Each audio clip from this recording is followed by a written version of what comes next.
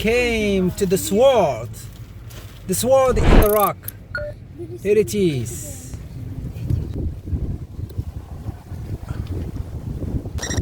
So those swords represent the peace. Actually, the swords in a strong rock like this one means that they can't be removed. It means there is no war, no battle after that.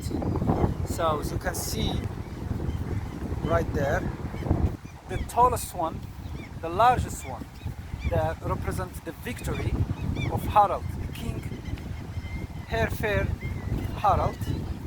Small ones, two small ones that represent the defeat.